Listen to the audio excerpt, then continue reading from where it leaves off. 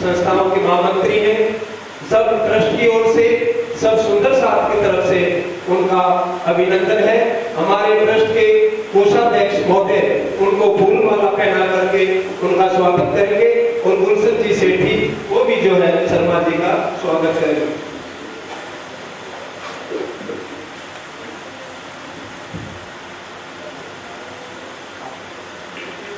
मदनलाल जी शर्मा, रमाकांत जी शर्मा खड़े हो जाइए। शर्मा जी आप अपने स्थान पर।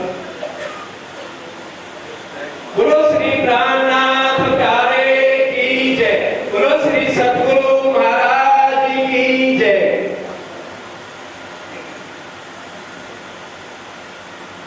ट्रस्ट के कोषाध्यक्ष महोदय श्री शर्मा जी का स्वागत करें। बोलो श्री प्राणनाथ प्यारे की जय। अब सभी सुंदर साथ से प्रार्थना कि अपने अपने मोबाइल कृपया बंद कर लेंगे और सुंदर साथ जी आगे आगे हो जाइए। श्री चंदन पुष्प विराजे सुगंध सर्वे मनोहर जिने साजे। श्री पिया जी ने पूजन कीजे फेर फेर मोर स्वरूप चित में लीजे। जो कोई वासना निधारे मोर स्वरूप से निकाले नजर। नहीं कोई सुख समान अगना तो उठवे कुर्बान, अगना तो उठवे कुर्बान। बोलो श्री प्राणनाथ प्यारे की जय, बोलो श्री सद्गुरु महाराज की जय। सभी सुंदर साथ मिलकर जयकारे लगाएंगे। श्री प्राणनाथ प्यारे की, श्री प्राणनाथ प्यारे की, श्री सद्गुरु महाराज की, श्री सद्गुरु महाराज की, श्री निजानंद स्वामी की, श्री निजानंद स्वामी की, श्री निजानंद संप्रदाय की, श्री निजानंद संप्रदाय की, श्री पांच पदोतिपुरी धाम की, श्री पांच पदोतिपुरी धाम की, धाम के धनी की, सर्व सुंदर साध की, श्री प्राणनाथ प्यारे की, श्री प्राणनाथ प्यारे की, श्री सद्गुरु महाराज की, श्री सद्गुरु महाराज की, श्री निजानंद स्वामी की, श्री निजानंद स्वामी की, श्री निजानंद संप्रदाय की। अशुभ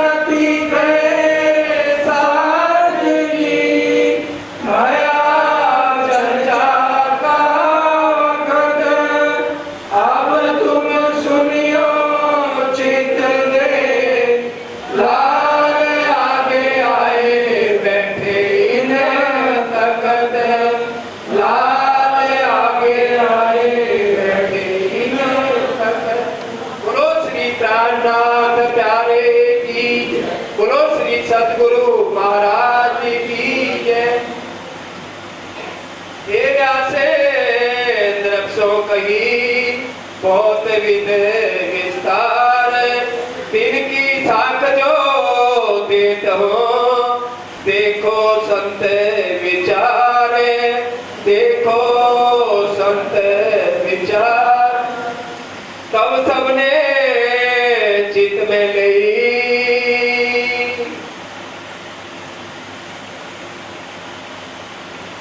तब सबने चित में लई। प्राणों के आधार आत्म संबंधी श्री सुंदर साथ जी, इस समय श्री प्राणनाथ जी वो अक्षरातीत पार ब्रह्म धाम के धनी हरिद्वार के अंदर विराजमान है। 500 सुंदर साथ उनके साथ है। ग्रंथों के अंदर लिखा हुआ था साका सालवान 1600 जब पूरा हो जाएगा, संवत 1735 के अंदर विजया विनंद बुद्ध निष्कलंक अवतार की ध्वजा वहां फहराई जाएगी। और ये प्रमाण हर एक ग्रंथों के अंदर लिखा हुआ था कि वो कलगी अवतार जो है उनका आने का समय यही है 1735 के अंदर। अब इस समय बड़े बड़े हिंदू धर्म के आचार्य हरिद्वार के अंदर विराजमान हैं। सनातन धर्म सभा की 4 संप्रदाय हैं, रामानुज, निमानुज, विष्णु श्याम, माधवाचार्य। पहले उनको मौका जब दिया गया तो हर एक ने क्या बताया, परमात्मा कण कण है, किसी ने बताया निराकार है, किसी ने कहा पिंडे सो ब्रह्मंडे, किसी ने निराकार बताया, किसी ने साकार बताया, और अपना इष्ट किसी ने रुक्मिणी बताया और किसी ने लक्ष्मी बताया, और 4 तरह की मुक्ति बताई। वैकुंठ में जो कर्म जिसके अच्छे हो जाते हैं तो 4 तरह की उसको मुक्ति मिलती है, सलोक, समीर, स्वरूप, सायुज। और 4 वेदों का उच्चारण, जितने 10 नाम संन्यास मत वाले आगे आए उन्होंने अपना अपना वर्णन किया। तो उन्होंने योग रंभा को ही सबसे ऊंचा बताया कि योगाभ्यास करो, इस तरह से करोगे तो 8 अंगों से छोड़कर जब चक्र शोधन करोगे तो पार ब्रह्म तुम्हें मिल जाएगा। और इसी तरह से 4 वेद के 6 शास्त्र वाले आए तो वो क्या कहते हैं 21 दुख की सीढ़ियां हैं, वो इसी अंदर ही रहती है, स्थूल शरीर के अंदर। तो फिर प्राणनाथ जी ने उनसे एक ही प्रश्न किया, अगर 21 दुख की सीढ़ियां इसी शरीर के अंदर रहेंगी तो सुख का तो फिर अंत ही हो गया। तो फिर किसी ने, जितने 6 शास्त्र वाले आए थे, विशांशिक वाले बोलने लगे कि कर्म ही सबसे उत्तम है जैसा, और कर्म ही परमात्मा है।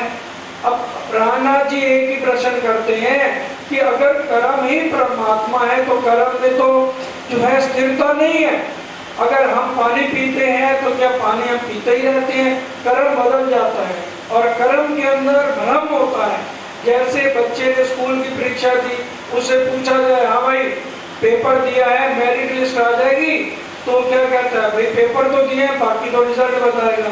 तो कर्म के अंदर धर्म है, भ्रांति है, उसमें कोई डेफिनेट नहीं है कि जो हमने किया उसका फल मिलेगा। प्राणनाथ जी कहते हैं जो पार ब्रह्म है वो संशय रहित है, इच्छा रहित है, और यहाँ पर हर समय हमारी इच्छाएं होती हैं। और फिर सब इकट्ठे हो गए, सबको क्या कहा कि तुमने जो कुछ भी बताया है इस 14 लोक के अंदर बताया है। और 5 तत्व 3 गुण है, जल, वायु, अग्नि, पृथ्वी, आकाश, 3 गुण है, रजोगुण, तमोगुण, सतोगुण। इन सब का महाप्रलय के अंदर नाश हो जाता है। श्रीमद् भागवत कह रही है 12वां स्कंद 4था अध्याय। अब सब विचार करने लगे, सब इकट्ठे हो गए, बड़े बड़े आचार्य, मठाधीश और संत जितने थे सब इकट्ठे हो गए। अब वो शिव जी के पास आ गए और कहने लगे हम तो ये सोच रहे थे आप हिंदू ही नहीं हो, क्योंकि जितने वो आचार्य महाराज आए थे सबने क्या पहने हुए थे? भगवे पहने हुए, और श्री जी साहब ने सफेद धोती कुर्ता और सफेद पगड़ी बांधी हुई है। तो अब वो कहने लगे कि हम तो ये सोच रहे थे कि भी आप नए आए हो इस ब्रह्मांड के अंदर, आप जैसे कह रहे थे हम तो नए आए हैं तो आपको कुछ पता ही नहीं होगा, लेकिन आपने हमारे सारे ज्ञान को इस 14 लोक के अंदर बता दिया। फिर अब आपस में विचार करने लगे कि अब देखें ये इस ब्रह्मांड का जो भी बताएंगे हम इनको पकड़ेंगे। तो सबने मिलकर के 23 प्रश्न किसके ऊपर करे? प्राणनाथ जी के ऊपर 23 प्रश्नों की बौछार करी है। तो आज सुंदर साथ जी बड़े ही ध्यान से समझने का विषय है। ये नहीं कहूँ बताए। अब सारे कहने लगे, जब उन्होंने कहा आप हमारे ग्रंथों से सिद्ध करो कि आप ही पार ब्रह्म हैं, तो प्राणनाथ जी ने क्या कहा, अपना हरिवंश पुराण लिया। हरिवंश पुराण के अंदर पर्व अध्याय 4 के अंदर लिखा हुआ है, एक अनहोनी घटना इस कलयुग के अंदर घटेगी।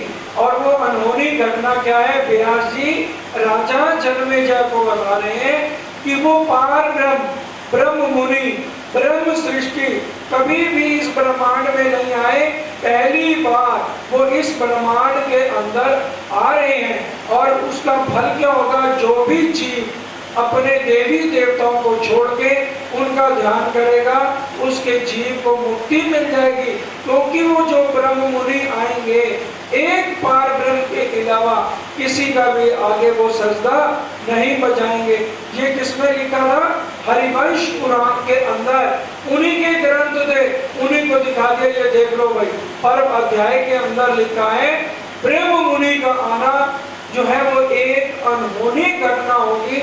और जो भी उसके उनके आगे चरणों में या उनके ब्रह्म मुनियों के चरणों में सजदा बजाएगा, उसके जीव को मुक्ति मिल जाएगी। जो हम अपनी सबने कही, क्यों तुम कहो प्रसन्न होए।